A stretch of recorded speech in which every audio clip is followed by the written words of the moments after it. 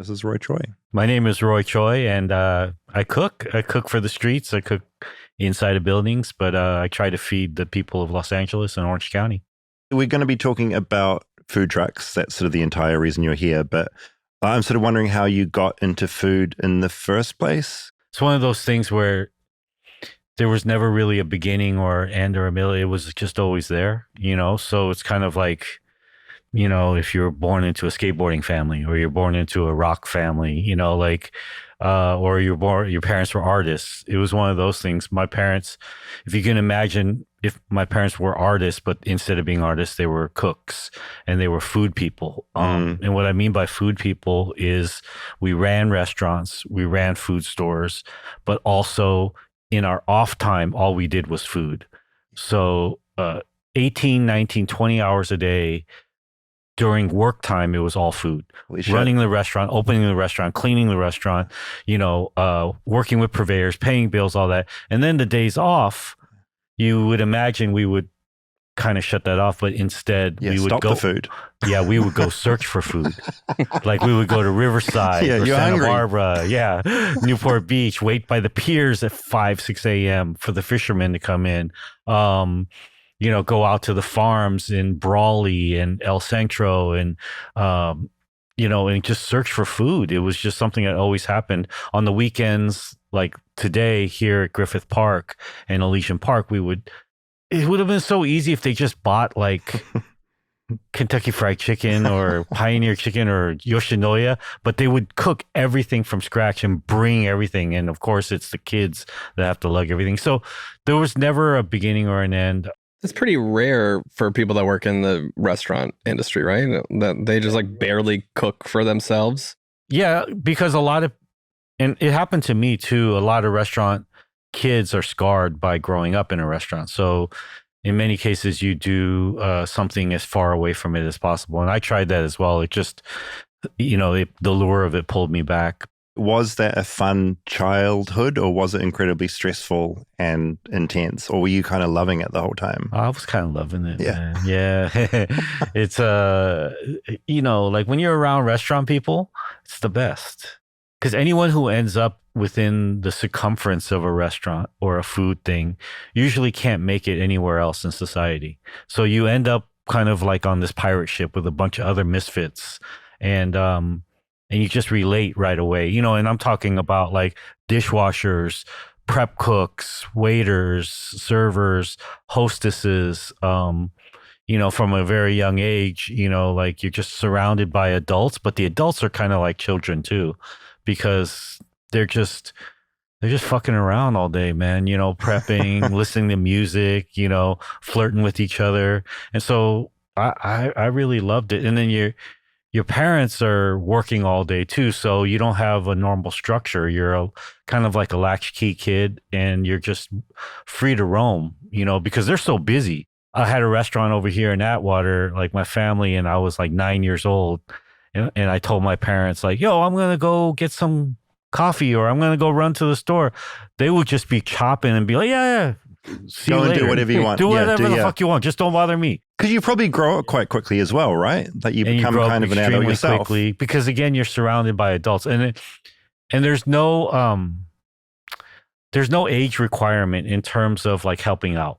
So, which I think is great. I'm not talking about child labor. I'm just talking about like helping out, jumping in. Yeah, if you're like if you're building houses, like your kid can't come and start building the house. Whereas with food, there's that lower point. If you're an investment banker, it's not going to go well. Yeah, it's not going to go well. You can't really go to the office. But when you're in a restaurant, the kid can help shuck peas. They can help make dumplings. They can help pound the noodles. They can clean out the Coke machine. So that part's really fun. It makes you extremely agile at a very young stage. Worst part of it?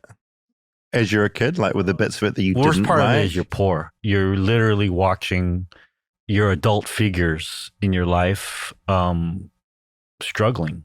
But you don't comprehend it yet, but you do feel it. Because as children, we feel all the pain and we feel all the the complications and abuse and everything in life. It's just we don't have the vocabulary to put it together. And you don't know any different. You don't know any different. So when you're exposed to it very early instead of being sheltered to it, sometimes it can be tough, to see adult figures cry, to see them, avoid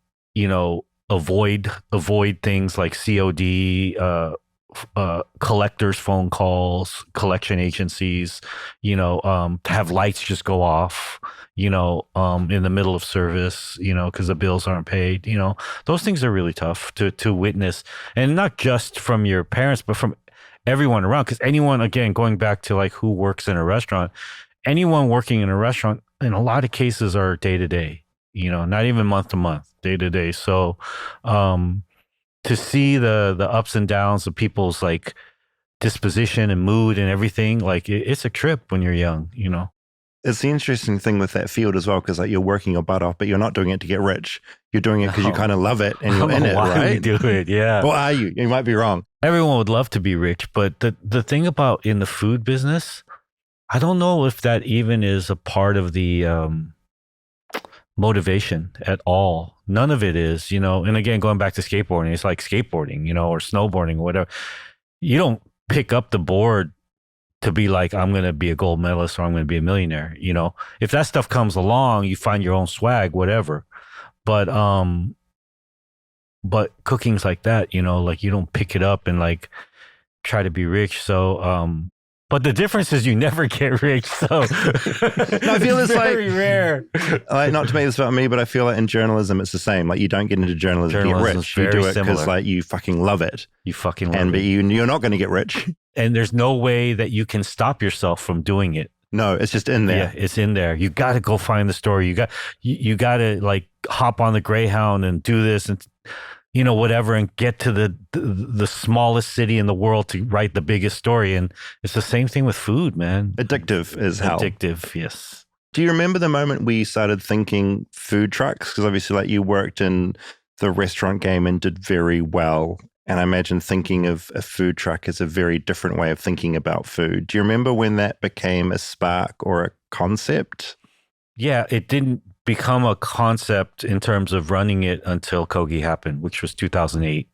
But that doesn't mean that that's the moment it entered my life. It had been a part of my life, my whole life. I've been exposed to it since I was a child.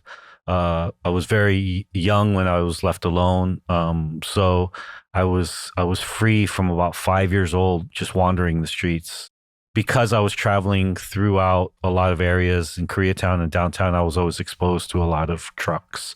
As I got older into high school, all I would eat at is trucks. Like my hobby was going around finding food.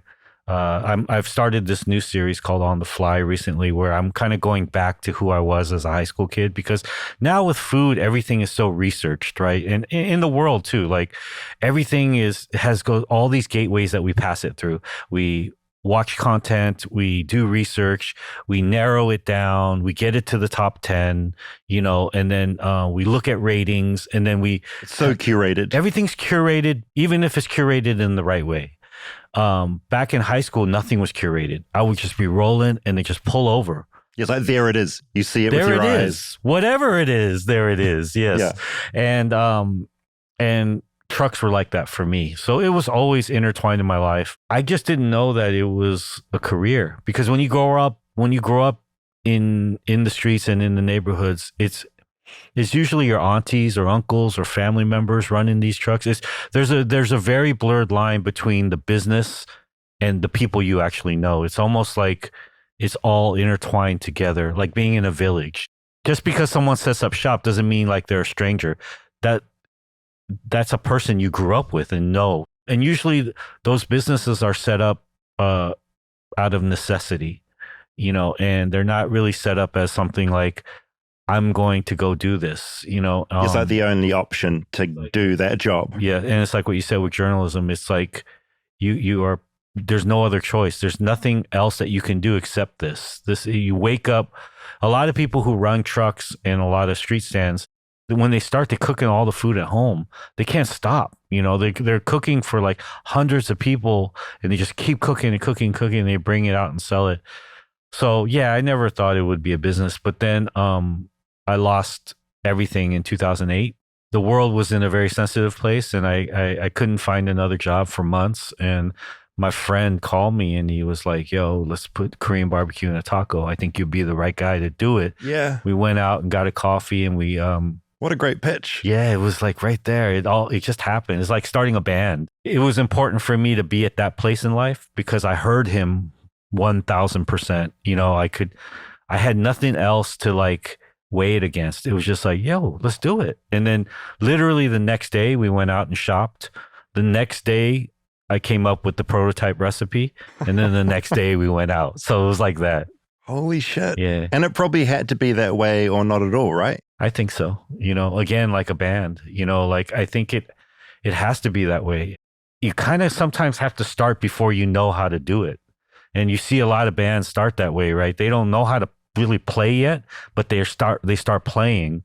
And then through that synergy and not overthinking it things start to appear. There's and magic in that world. There's magic in that Yeah. world. There's magic in our world, you know, and sometimes we stifle that magic, and that magic sometimes comes from the moment and the fission of those things interacting with each other. And it's the same thing with cooking. The emotion of foods come together, and it's that magic. It's the magic of a sauce and how it lays on a plate, and it can only live for like 2 or 3 seconds before it dies. And that's kind of how the Kogi truck emerged.